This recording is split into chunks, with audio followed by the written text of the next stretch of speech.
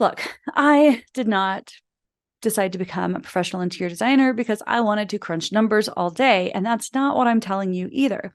However, numbers tell a story. They provide insights. And I will just tell you that most designers, unless they have a business background, they don't know what numbers matter. And in fact, it took me a really long time to figure this out. But once I did, I realized, gosh, this is the information that is really critical, and it really helps me pinpoint what we need to work on.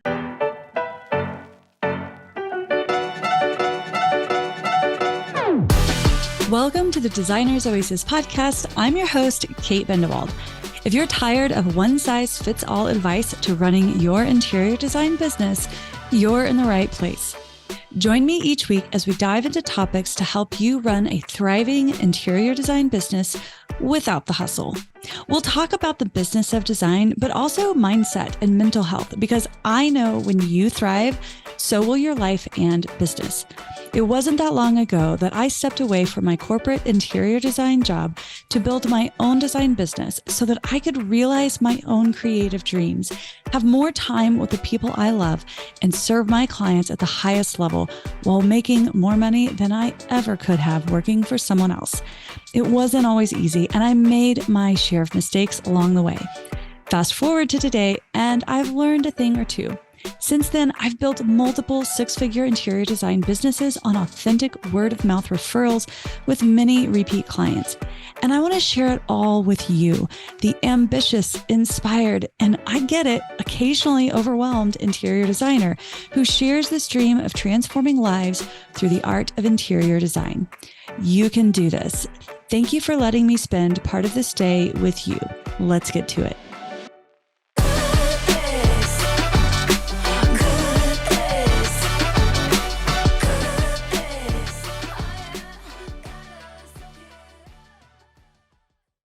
Hello there, and welcome back to the Designer's Oasis podcast. I'm your host, Kate Bendewald, and I am thrilled to be hanging out with you today. So today we're going to talk about numbers, metrics. What are the two metrics that I think are the most important numbers for you to know in your business? We're going to get to it here in a moment, but first I have a couple of quick announcements. First, on September 21st, only inside the Interior Designers Business Blueprint program, I will be doing my Hiring for Success Masterclass live. It's the 3 steps to building a dream team. And we're going to talk about all things hiring, focusing especially on who you should hire, helping you to figure out what's the right role. Is it a design assistant? Is it a senior designer? Is it an administrative assistant? Local, virtual, we'll get through all that. We'll also talk about writing a job description that is compelling, but is also grounded in reality.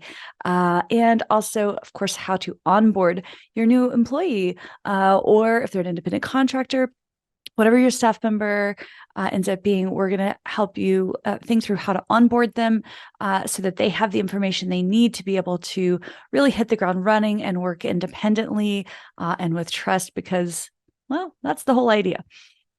So that's September 1st. It's only inside the Interior Designers Business Blueprint. If you're curious about our program, I'd love for you to join us. We have a lot of fun inside. You can go to designersoasis.com/blueprint to learn more. We have a guest expert every month. If we don't have a guest expert, I come and do a deep dive on a subject. We also have our live Q&A. We have our resource library, our community. It's good. It's a fun time. I hope to see you there. Okay. Also in October, we're going to do a High Point meetup. So if you are going to High Point, I'd love to catch up with you. What we're going to do is we're going to put together a private chat, either on WhatsApp or Discord, not sure yet. But what I want you to do is go to designersoasis.com/highpoint. And there you will find just a quick little form, put in your name, your phone number. And I think we're going to also ask you what city you're in, because what we want to do is to help you be able to connect with other Designers Oasis podcast listeners, other interior designers. And what we'd love to do is to not only help build community, but if you need to find somebody to bunk with or to travel with, or you just don't want to go it alone, you want somebody to walk around the showrooms with. We'll help you do that. Hopefully you can meet some people in your area so that after High Point, you guys can take your new budding friendship back to whatever town you came from. And I'd love to just be able to say hi and see you and hang out. It'll be a good time. Super casual, super informal. And I'm just looking forward to seeing some faces. So that is in October. So again, go to designersoasis.com/High Point, send us your information. And as soon as we get our act together on our end, we'll send you a quick email and say, hey, this is where you can join us for a private group chat. We'll keep the chat open probably a couple of weeks before High Point, of course, during High Point, and probably the week after before we retire that group. But it should be a fun time. I'm looking forward to it. Okay, what else? November. Mark your calendars. We have our annual master planning workshop for interior designers. This is the 4th year, I believe, and that is on November 16th. Okay, the annual master planning workshop is a paid workshop unless you are inside our Blueprint program. It is free for our students. It is a fun time. It is a lot of information. Last year, I think it was a solid 2 hours. This is, we go through a lot, right? But I'm going to help you look at your past year. What's been working? What's working well? And how do we double down on that? What's not working? What has room for improvement? And how do we create some action steps moving forward? What sort of mindset traps do we need to check so that we can really unlock some of those things that might be keeping us back? And then, of course, I really want to help you get clear on your financial goals for the next year and help you back in your services so that you have a game plan and you can really kick off 2024 in style. All right. And most of all with clarity, because let's be honest, clarity is really what we're after. Anytime you feel confused or lost, that is really where creativity starts to dwindle, where it's a creativity killer. So we want to help you get some clarity and excited for the new year. So again, we don't have registration up for that yet, but mark your calendars. It's on November, what did I say? November 16th. And of course, if you're on our mailing list that goes out each week, you will be sure to hear about it. By the way, our email list just got a glow up, so make sure you're on it. It's called The Brief, and it comes out every Thursday, unless we're taking a break. We did just take a little quick break for the summer. But inside The Brief, not only are you getting the earliest announcement of podcast drops whenever we drop a new podcast, but I am dropping in there anytime I find all kinds of stuff, really. Tips, tricks that are only found inside the Blueprint, little technology tricks that I find. I like to throw those in there. Anytime I find a really cool new line of furniture, lighting, rugs, whatever, I want to share that with you. And so there's a little section for that. It's always a little bit different, but they're just really bite-sized informational nuggets that we've been getting really great feedback. You guys are loving it, and it's nowhere else except in The Brief. So make sure you join The Brief. It goes out every Thursday. And it's a fun time. And that's where you'll make sure to get all of the announcements for what's going on inside the Interior Designers Business Blueprint program. Oh, actually, we have one last announcement. Our new segment, Dear Kate, is going to be starting soon. And this is our new advice segment. And what's going to happen is I'm going to take listener submitted questions and I'm going to answer them on the show, oftentimes with a guest, because we do have some guests planned for the fall coming up, interior designers. And so you'll not only get my spin on your question, but you'll also get the spin from another interior designer. And so if you have a question that you want us to answer, whether that's a mindset question, whether it's dealing with something sticky or challenging in your business, go ahead and send it to us. And you'll do that at designersoasis.com/Dear Kate. All right. Links to everything that I just talked about are in the show notes on your podcast player below. I hope to see you and hear from you and chat with you soon. All right, let's get to it. So today we're talking about metrics when it comes to running your business. Have you ever wondered what numbers, what information is really important to know? Because let's be honest, there are a lot of numbers in our business. All you have to do is look at your last P&L or balance sheet to know there's lots of numbers.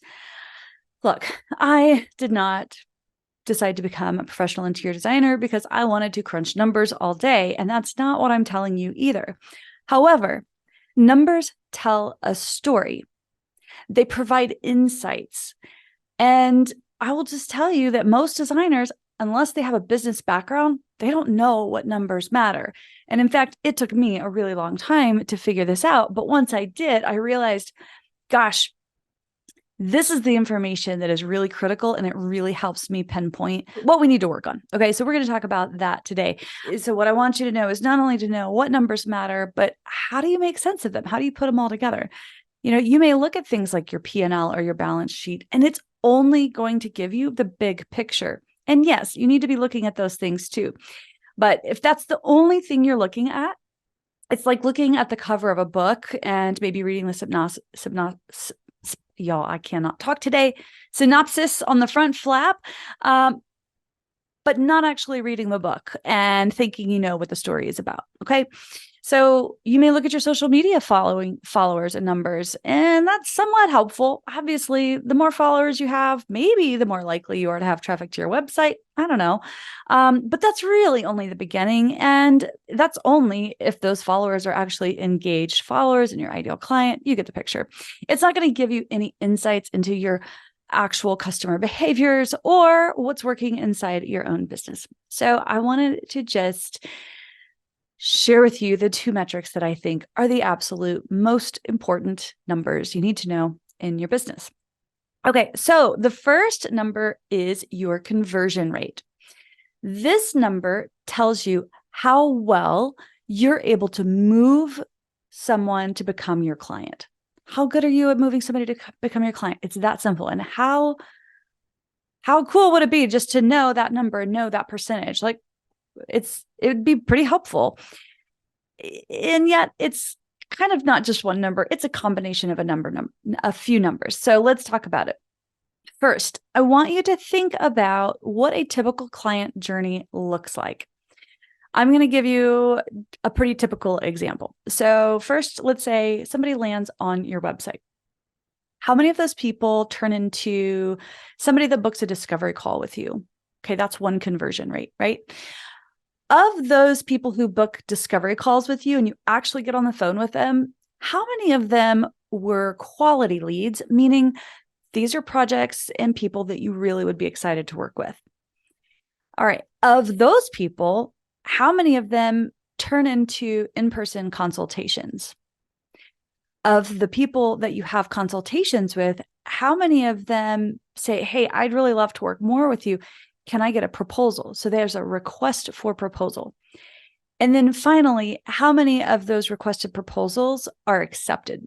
Okay, so that's 6 different conversions. We go from the website to discovery call, understanding if that's a quality lead, turning them to a consultation, having them request a proposal, and then accepting the proposal. Okay, you have 6 opportunities to pull them along with you before you lose them.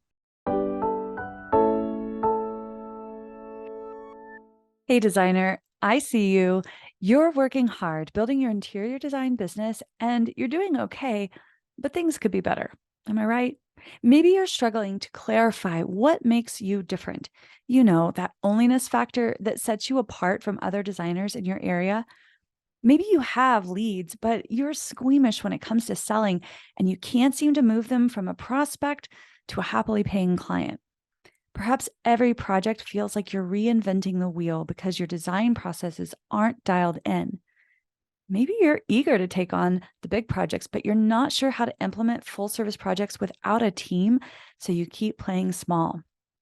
Look, I get it. Running an interior design business, especially on your own, isn't for the faint of heart, but it's totally doable, and the rewards creatively, personally, professionally, and financially are so worth it. If you're ready for a fresh perspective on what it takes to grow without the burnout and overwhelm, I have a special invitation for you.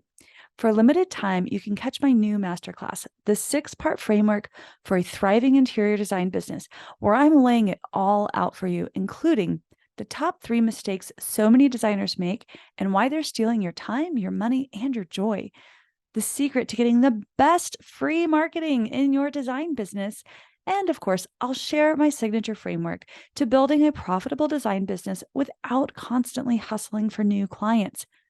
Here's the thing. When I say I don't believe in a one-size-fits-all approach to how you run your design business, I really mean it. It doesn't matter if you want to run a business doing exclusively virtual design, or you want to build a business on a part-time schedule, or you really want to make a name for yourself working with high-profile individuals with a buzzing team that supports you.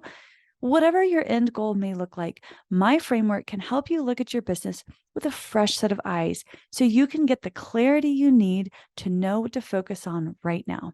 And here's the best part. This masterclass is free. Yeah, free. Head over to designersoasis.com/thrive and register now. I'll see you there.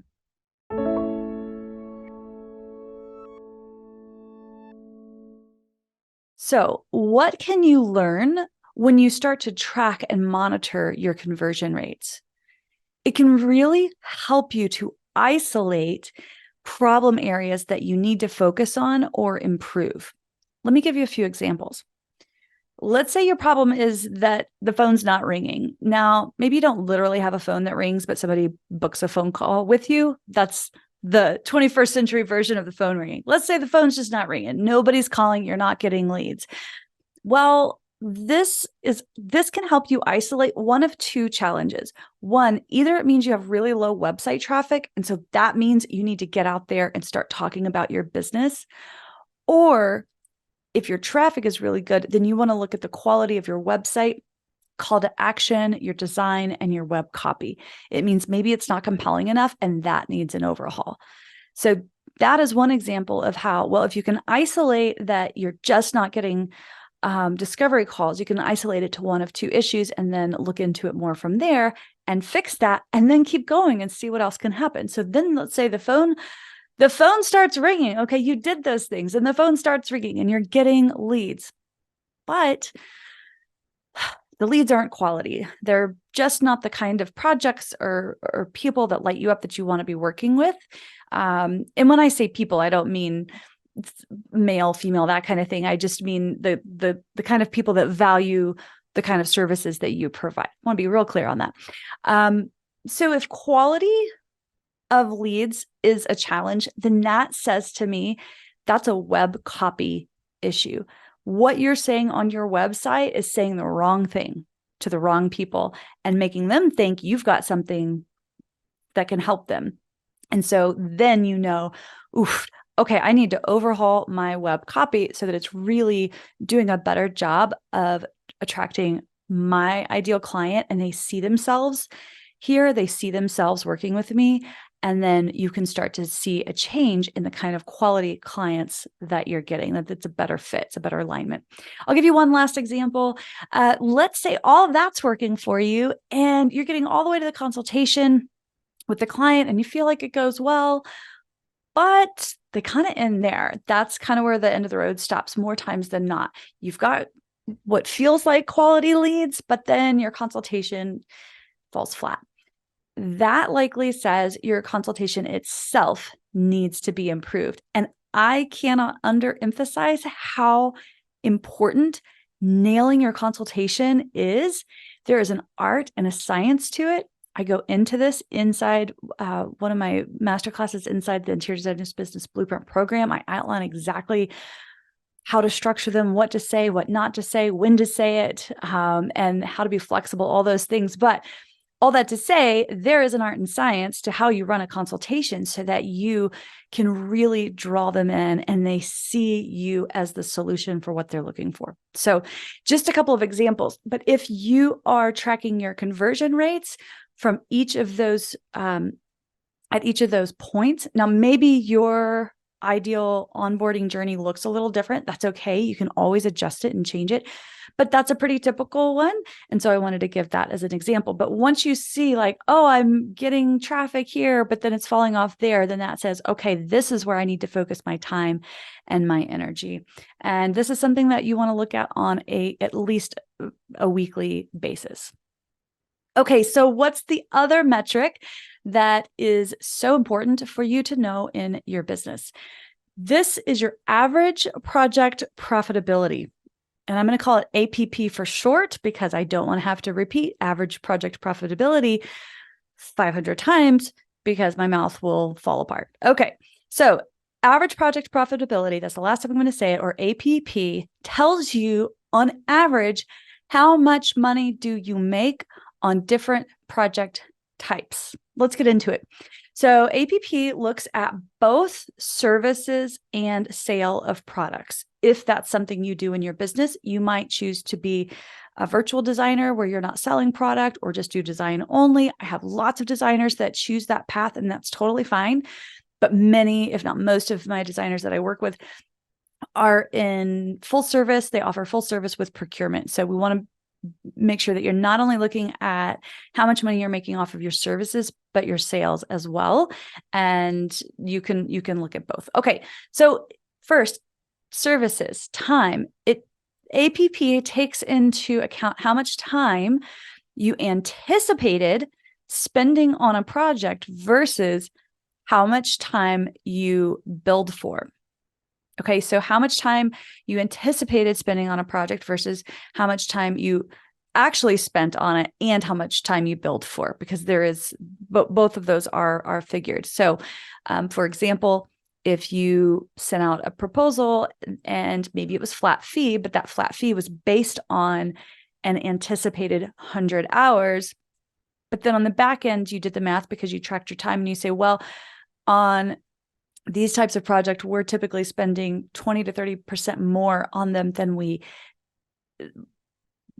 anticipate, then that helps you realize we really need to either raise our rates, what we, our proposals, or we need to look at becoming more efficient in these certain areas. So that's one thing. It's looking at your services. How much time did you anticipate spending on the project? How much time did it actually take? And how much time did you actually bill your client for? And I'll be honest, the first couple of times you do this, it's going to be pretty shocking. You're going to see, I'm spending way more time on a project than I actually think. The truth is, we have a warped sense of time. Our brains are not good at keeping time. The only way to actually know how much time you're spending on a project is to actually track your time.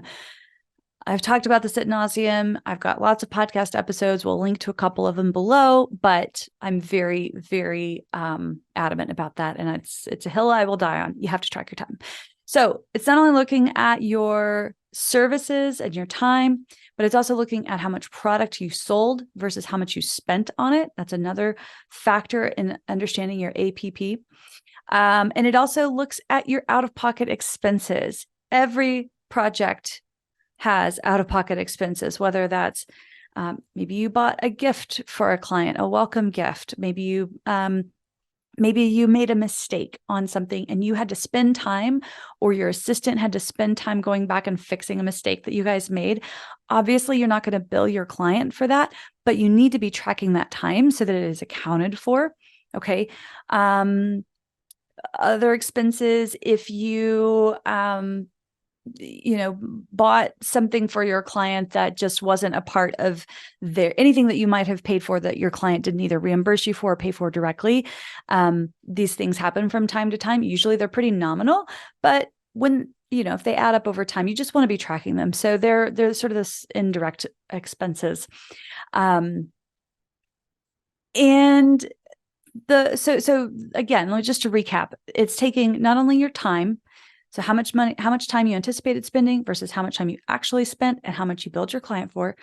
Looking at products, how much you spent on products versus how much your client paid you for. And then accounting for any indirect out-of-pocket expenses such as gifts, time spent fixing errors, that sort of thing. Okay, how often are you tracking your APP?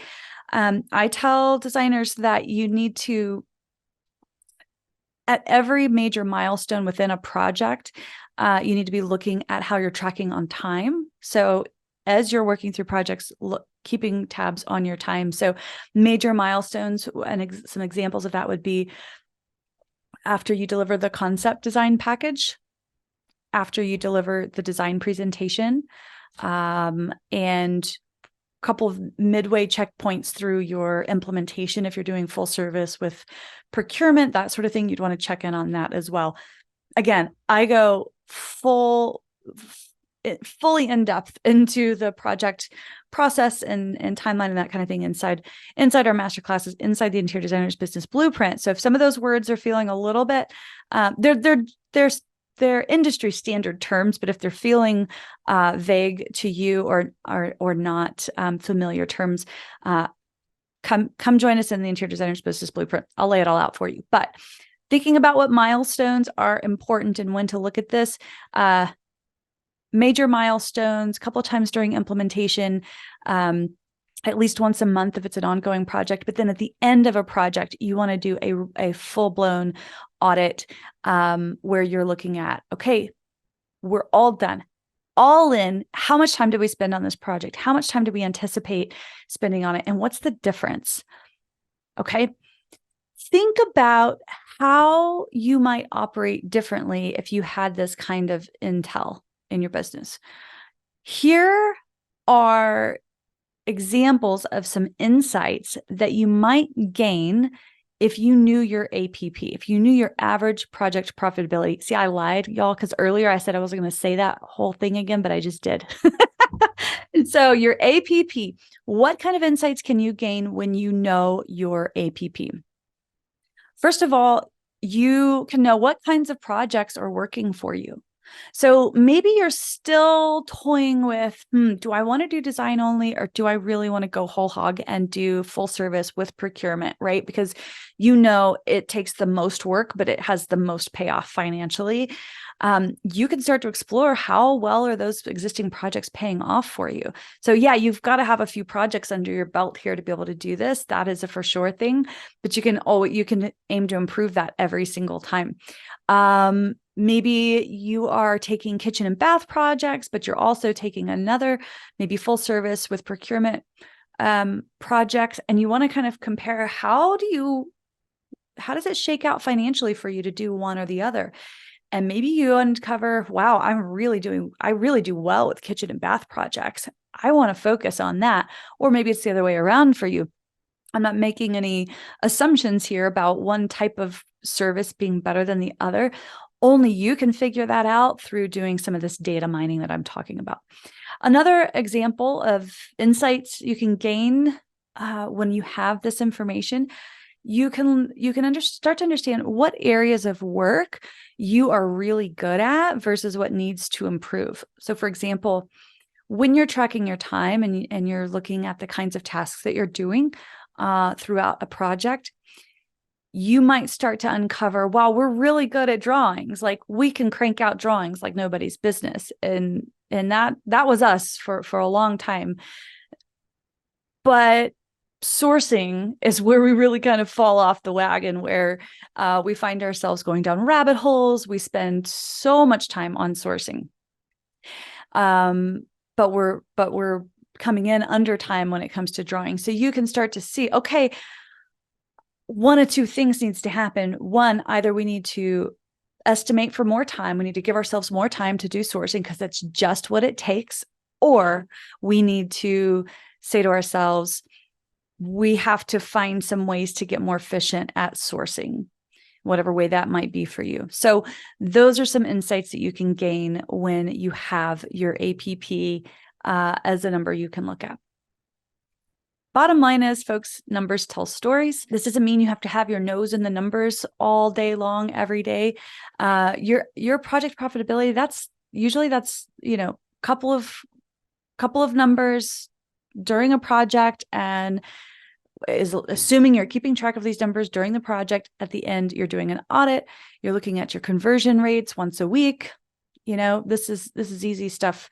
But you have to make it a routine. You have to make it important part of your business routine in order for it to work. And once you do, and you can start to tweak things in your business, you'll be amazed at how far you could go. So I know that I've told you today what numbers are important and what kind of information it captures and what you can learn from it. And honestly, if you wanted, you could go back and re-listen to this episode and use this information to create your own spreadsheet. And if that's something you want to do, Godspeed. You should have most of the information to be able to do that. That was the goal. But I want to let you know that inside my program, the Interior Designer's Business Blueprint, these 2 essential business tools are fully developed and ready for you as part of your program. These are plug and play templates with tutorials showing you exactly how to use them. Okay, so if you want to learn more about that, head over to designersoasis.com/blueprint where you can learn more. But I hope that today the takeaway is that you have clarity on what numbers are truly important and understand that numbers tell stories and that numbers in isolation are not useful. They're not that useful. They need to be viewed in context. They need to be viewed from a bigger lens of, well, what does this all mean? So I hope that this is helpful and that you are feeling a lot more clarity around what numbers to be focusing on. Okay, so that's it. Don't forget, we'll be starting our Dear Kate segment soon. So if you have an interior design business question you want me and a guest to answer, head over to designersoasis.com/Dear Kate. I look forward to hearing from you. Bye for now. Hey friend, thank you so much for letting me spend a part of this day with you.